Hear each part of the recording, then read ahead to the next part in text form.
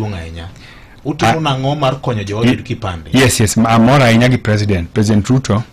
Nyocho mokwongo nyocho wave wach mar pesa mikawo kipande. Mar ariyo golo empower Interior Ministry mondo owuok mondo kaw joluo okaw kura. For example, nyowa chaka lego usonga kara. One ge elaborate program mar about 2 weeks ma kawo ID lego usonga. Nineno news kanya neno kaw capture news manyo kaw kipande usonga. For so banyoro nyo ji 700 nyokaw kipande nyoro nyaka jodongo ji 700 nyokaw dichiel kawuono be gidhi mbele.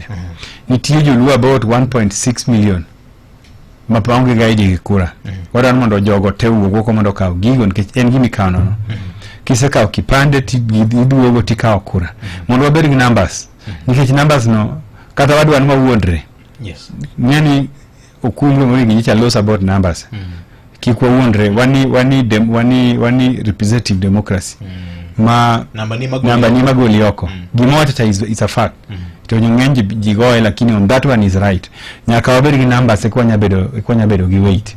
Wadi wabedo gi numbers wama sama angwa sethi yero to present dirango nito kura dimo yudo nuo Nyanza. Kosta wachako kura kore kodhi MPs moyier.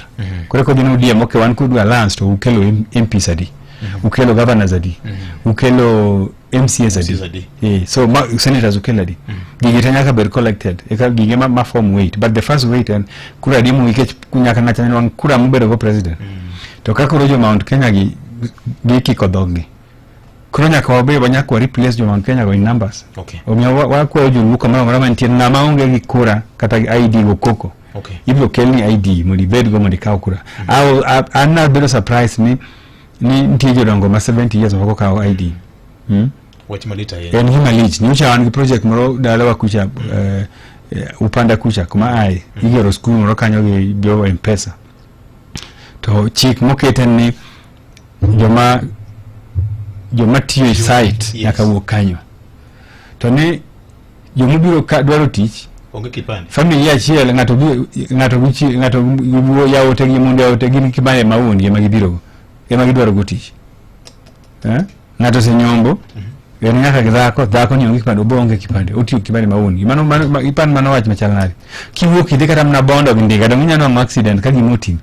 Kada ka police omaki idware ka wadhi goli wadhi teri court nade bedo matek wadhi goli nade ko wach maki pande ni ngimo ngbe ngata mose romo igne parga bo idhi ka kipande uon kucho nyaka manyi to ka kipande sani en free kama ka wugo ko dhi okaw kipande iparo ni kawuono gin Lunyu Library Usonga Ward kama bende ndike kipande koro ngata ma onge kod kipande the monika kipande sani to project ni dhimbele osebedo ko dhimbele Luo Nyanza te en project ma president decide ni mondo waket joluo kaw gigi to by the way adwa ni nikech ongiyo mbele koso nango jo no ing'eyo numbers wang'in joluo osebedo ka numbers waidiyo Iwero kidiyo wan kechi ing'eni nyocha wan joma ing'eni joluorowa nambni waidiyo koro osebedo ka hinyowa so wadwa mondo at least numbers wang joluo come out clearly ni joluo wan kama kechi initially kana at independence joluo wane mang'eny ka okuche to ni jogi ose overtake wa to